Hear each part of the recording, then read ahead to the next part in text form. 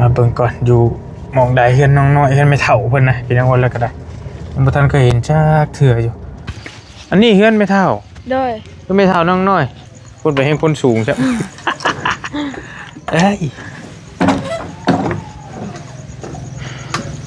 โอ้เรียกมาเฒ่าครับว่าเสียงปากมาเฒ่าครับบ่แม่นบ่โดยเด้นี่กำลังสิลงวัดโดยดีพ่อตู้กำลังสิลงวัดบ่โอเคมาแต่หน้าแล้วมาส่งน้องเพิ่น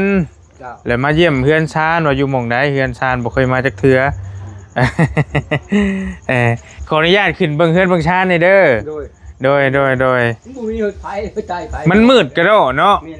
มืดครึ้มอยู่มันก็บ่ได้เห็นหยังเลยนะนี่มืดตื้อๆเลย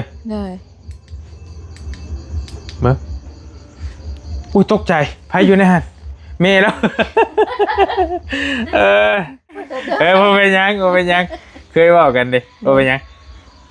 1บากุด2บานิด3นาง4สามิก5อีมัน5สามัน6คนนี้เสียจากคน2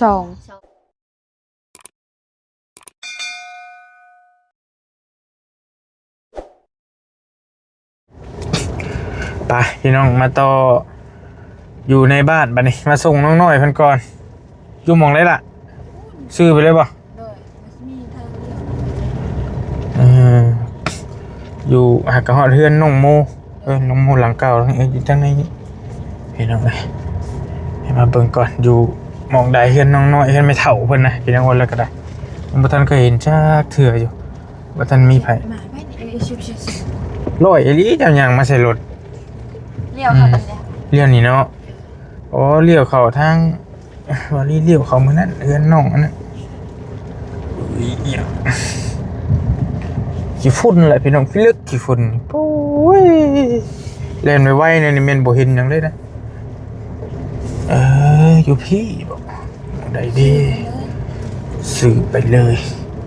จะว่าอยู่ใกล้เฮือนไม่เฒ่าอันนั้นบ่จ๊ะเหมือนกัน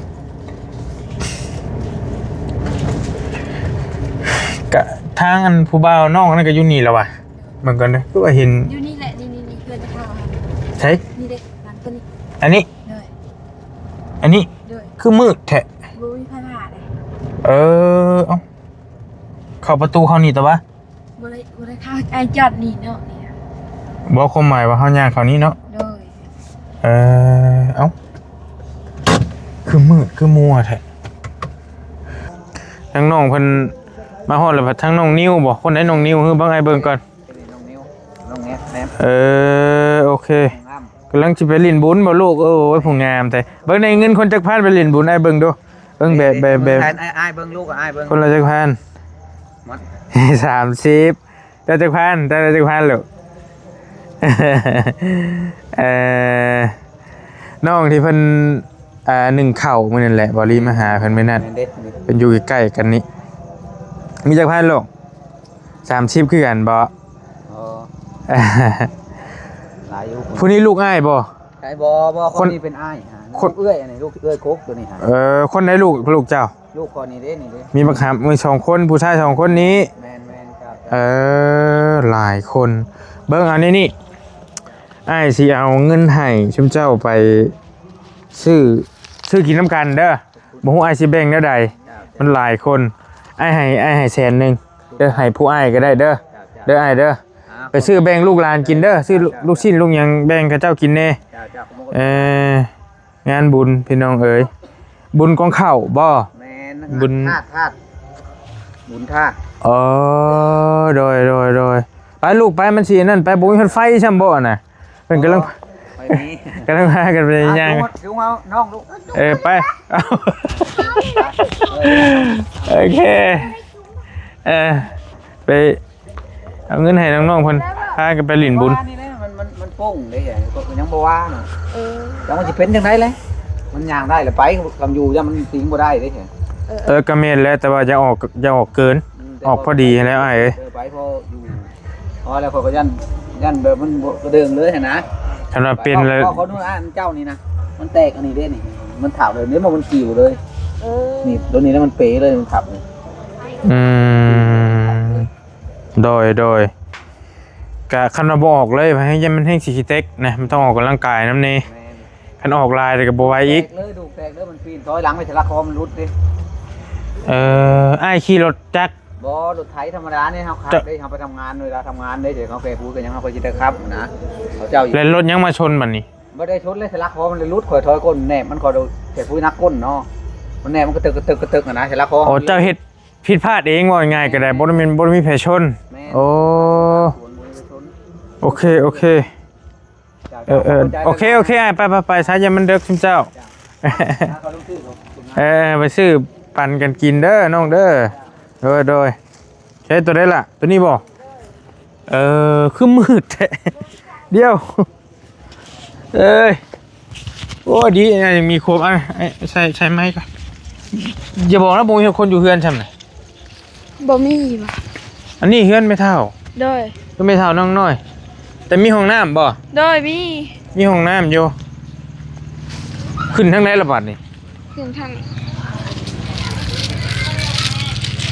ได้ทางขึ้น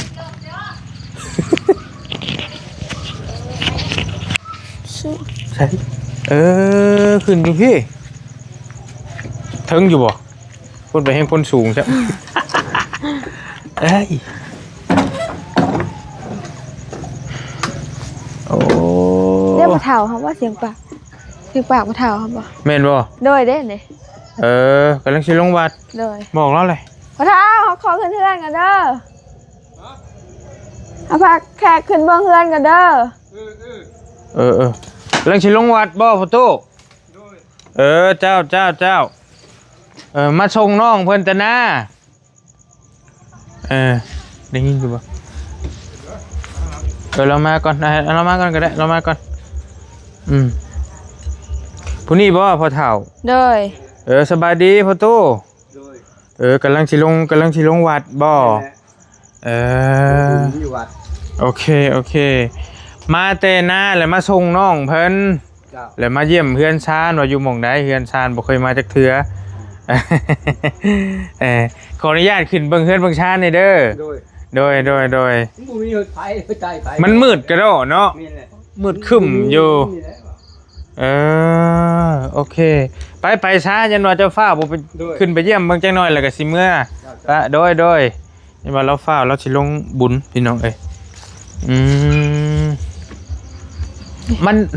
เบิ่งก่อนนะขออนุญาตปึ๊บมันมีไฟอยู่บ่ล่ะแต่ว่า มีได้ไฟ มันบ่มีดอกมันบ่รู้ว่าจังได๋ มีดิ โอ้ยเนือบ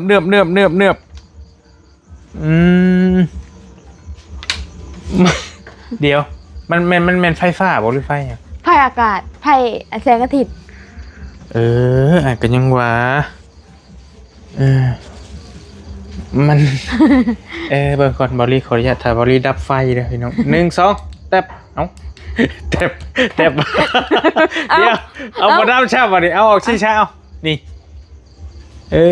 มันก็บ่ได้เห็นหยังเลยนะนี่มืดตื้อๆเลย เลย เบิ่งอุ้ยตกใจไผอยู่ในหั่นเมแล้ว สบายดีเมมาแต่วัดบ่ใช่หมองได้หมองพากันอยู่กันนอนอยู่ใช่ นอนนี่อ่ะ 1 2ไผนอนอยู่ พอตู้เป็นตู้ พอเท้าไม่เท้า เลย คันเจ้านอนน่ะนอนอยู่ใช่อยู่นี่ นอนนี่คนละช่อง โอเคพี่เอามานั่งน้ำเมย์เจ้าพี่ก็ได้โอเคพี่น้องพอดีแล้วได้มาอันเห็นแล้วบัดนี้พี่น้องเนาะก็เฮือนกวงควงอยู่เฮือนแล้วก็ได้ไปขออนุญาตไม่เท่า ก็เป็นเฮือนไม่เท้า มีพอเท่า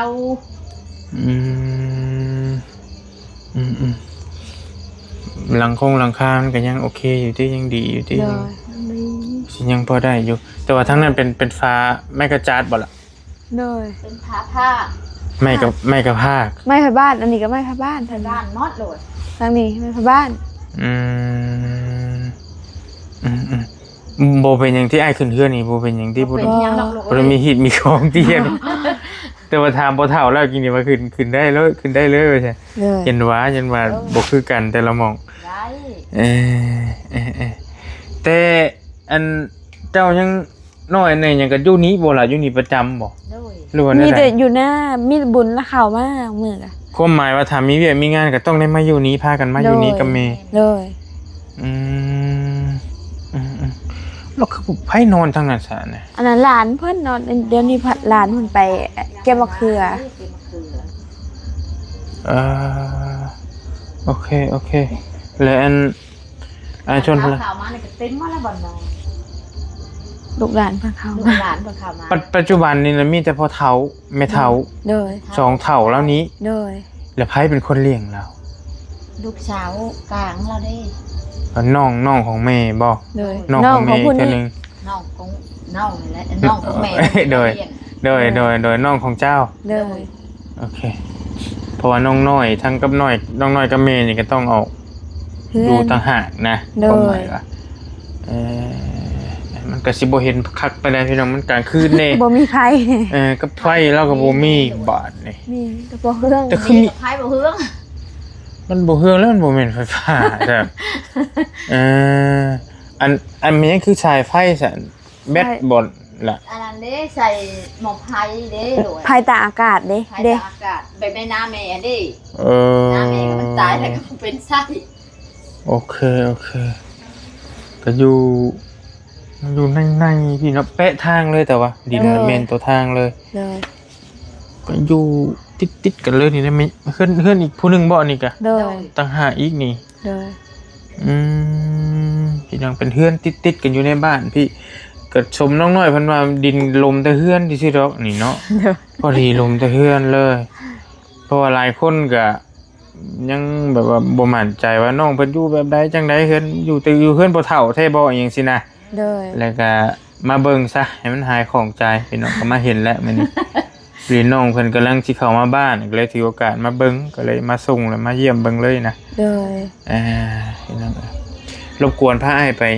เบิ่งหันจังหน่อยได้บ่ ไผ่เนี่ย มีหยังอยู่ทางไหนขอโทษเด้อแม่เด้อ ไปแล้วลูกไปแล้ว อืม เป็นยังก็ แต่ว่าก็กว้างคักอยู่แต่ว่ามันก็เป็น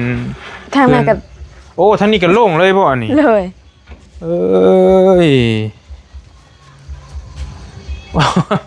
ผลมามันก็เรียบร้อยไปแล้วนี่นั่นแหละ เลยแม่น ไปเลยแล้วนี่ อันนี้เป็นห้อง เปียกหมดแล้วลูกเอ้ย เป็นห้องอีกคนหนึงอยู่ เลยแม่น เป็นห้องอีกคนหนึงอยู่แหละ เลย แต่ว่าเพิ่นไปเฮ็ดเวียกว่าซั่นดอกแต่ว่ามันไปบ่แล้วฮู้บ่ล่ะ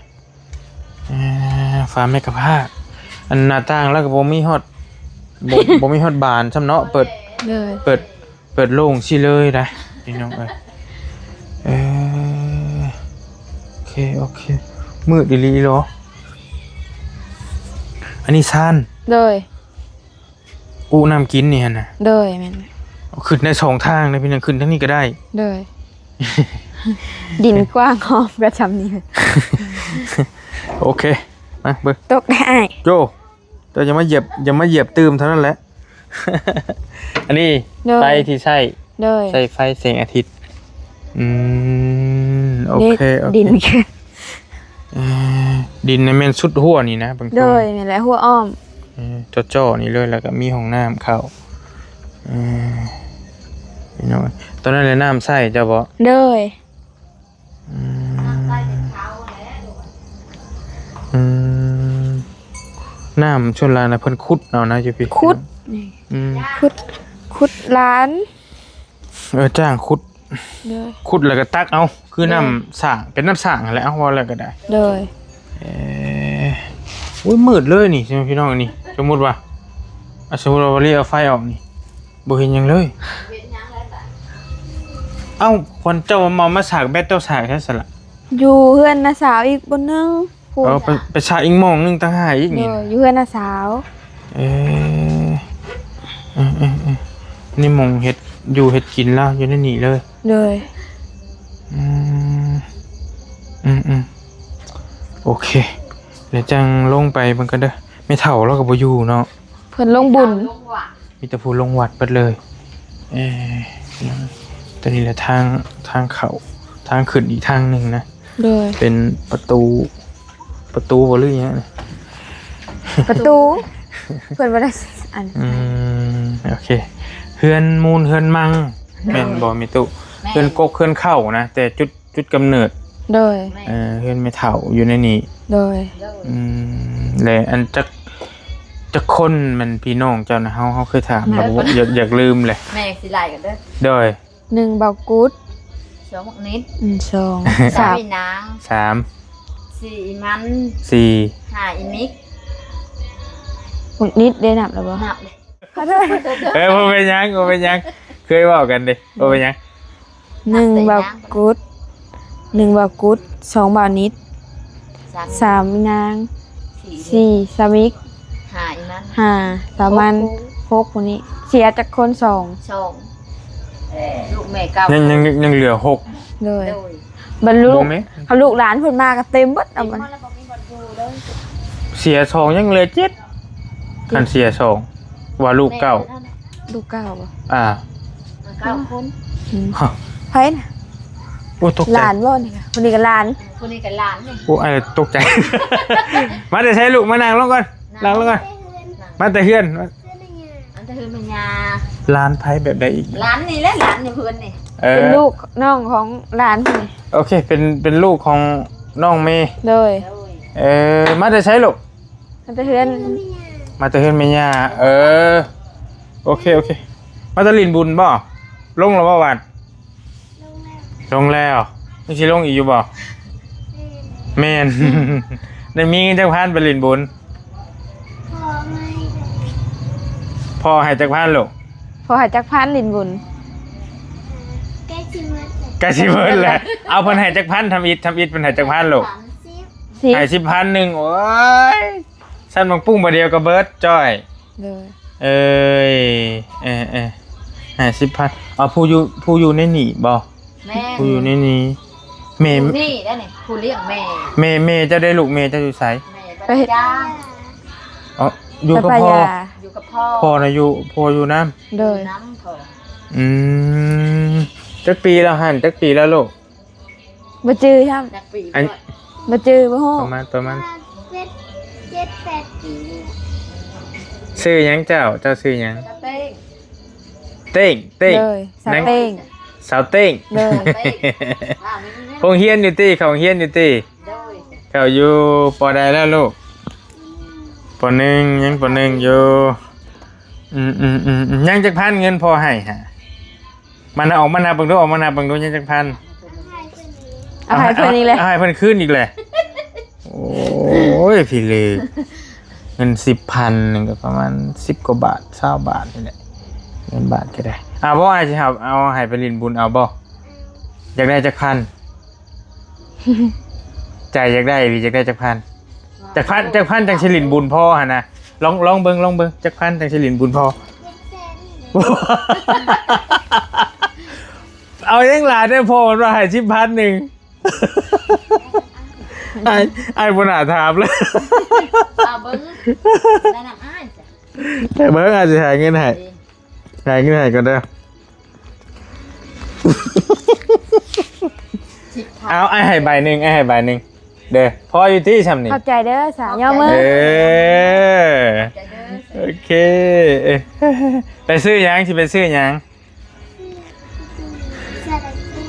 ไปชั้นหมกปุ้ง สามปุ้งกับประตูน ชั้นหมกปุ้งก็เทื่อละ10,000บ่ได้เดี๋ยวนี้คันอ้ายได้เข้าละ10เทื่ออ้ายจังสิออกอย่างน้อย น้องนี่จนแจ้งยังน้อย แม่เงิน5,000 มันก็บ่ต่างกับอ้ายดอกตะกี้ก็ได้คือกันนั่นแหละมีเงิน100,000นี่หลายได้ลิ้นบุญตะกี้ฮะสุดแล้วก็สิบ่ต่างกับอีนางนี่หรอกเทื่อละ5เทื่อละ10นี่แหละ เลย ช่วงลิ้นบุญตะกี้ก็ได้ เดือตอนนั้นเดือนเงิน5,000เดือ 2,000 หาเงินบ่ได้ก็บ่อยากให้อีกลูกจ้ะหาบ่ได้เด้ เงินยังอยู่บ่เงินนำเจ้าพอได้ลิ้นบุญอยู่ติ เลย เอาบ่อ้ายสิแบ่งให้ เอา อยากได้เท่าไหร่ ก็ได้แต่ได้สิให้ มันเป็นเงินเจ้าเพิ่นฝากไว้นำอ้ายให้แล้วเงินเป็นซอยให้แล้ว ไว้ให้ซอยเฮ็ดหันเฮ็ดนี่เจ้าแล้วอาจสิแบ่งให้เจ้าลองเว้าเบิ่งเจ้าได้จะจังสิพอจังสิพอ แส เลย นหนึ่ง เส้นเดียวพอ เลย แม่เด้ แม่ สิบ่เพื่อแม่แล้วนี่บ่ โอเคอาจสิแบ่งให้ลองถามเบิ่งสิล่ะบุญมีน้ำเทื่อเนาะเบิ่งกัน เลย มื้อสุดท้ายแต่ว่ามื้อนี้ เลย โอเคเบิ่งสิแบ่งให้เปิดเพลงให้เราได้บัดนี้อ้าวให้2ใบเด้อ เข้าใจเด้อ 200,000 เลย เลยให้เมย์แล้วนะให้เมย์ยังชิลงอยู่ติ โดย 200,000ไปลินบุญ บ่เข้าใจหลายเด้อ โอ้เป็นยังเอาไปลินบุญ เลย มีคนขายลายบ่ฮือ นี่ หลายให้ได้โดย คันบ่ฟ้าวสิลงอยู่ อายมาลงว่าลงว่าฉันนกพุ่งเลยน่าก็อยากลงฉันนกพุ่งเลย ยัดเผาเลยติ ลงเลย บัดนี้เบิ่งก่อน อายลง สิ8โมงเลยพี่น้องเอ้ย ลงไปแป๊บเดียวไปเบิ่งก่อน ตายคัก ลงไปเบิ่งบุญบ้านเฮาเด้อายบ่เคยเห็นได้ แต่ช่วงชิม่วนอยู่ดอกพี่น้อง เลย เบิ่งทรงก็ได้อันชวนอีหลาลงไปรถอ้ายได้ปะไปทำกันไปเอาเครื่องมาไว้ให้มาไว้เฮือนเจ้านี่ได้ปะอ้ายสิเอาเสื้อผ้าเอายังให้ปะ ไปหน่อยไป เสียแต่มาค่ำนิดนึงกันบ่ค่ำก็คือน้องเพิ่นคือสิมาบ่ได้ โดย อ้ายเพิ่นก็หลายคนเด้โอเคโดยโอ้อยากได้นั่นบ่ล่ะตุ๊กตาบ่อยากได้หยังสัตว์หรือว่าสัตว์ลิ้นซื่อ สนุกปุ้งอยากได้กระตุ้น อืมเด็กกระตุนเบิ่งจอดก่อนตัวได้น้ำอยู่น้ำกินแล้วเก็บอยู่ใส่ไปเทิงหมดนะ อยู่นี่เด้ อันนี้มีหยังใส่ตัวนี้ นี่กับแม่น หมูมีกระบวย น้ำกินเพิ่นแก่มาให้หลาน โอ้คือขุ่นแท้ ลูกเพิ่นแก่มาให้ โอเคอันนี้แหละน้ำยังใส่ตัวนี้น้ำยังนี่แหละ น้ำช้าง อันน้ำใช่บ่หรือน้ำกินคือกัน น้ำไส้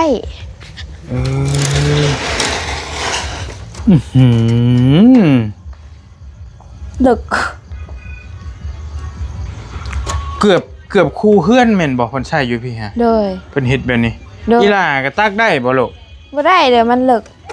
ระวังนะอันตรายเด้อค่ะอยู่ยังมีแนวปิดนี่ โดย บางทีบ่ได้มีแนวปิดช่างใดนี่โอ้แต่ย่านเลิกโพดฮอดบ่10ทอน ฮอด เหมือน 10ปลายฮู้บ่12ฮู้บ่ ไอ้ยะต่อกันขึ้นแล้วก็รู้สึกว่าบ่ได้เอาปูนลวดพร้อมได้นี่ บ่ฮอด ตั้ เด้ งไว้ซื่อๆได้นะ เจือนเลยได้บัดนี้ เอ้ยโอเค อันนี้เราห้องน้ำ โดย ห้องน้ำพอเฒ่าเราหั่นแหละพี่น้องเป็นประมาณนี้แล้วก็จุหัวพี่เลยนะ พอดีบ่เจ้า พอดีเหมาะเฮ็ดเฮือนเฮ็ดอีกหลังหนึงบ่ได้เลยเบิดสิทธิ์ เบิดสิทธิ์เท่านี้เลยโอเคไปกันสมมุติว่าบริสิเดียวรถเขานี่ก็ยังทางยาก โดย หอมพี่น้องอีหอมเฮงพอได้อยู่รถไทยได้ก็ต้องเซียนๆจักหน่อยนะ โดย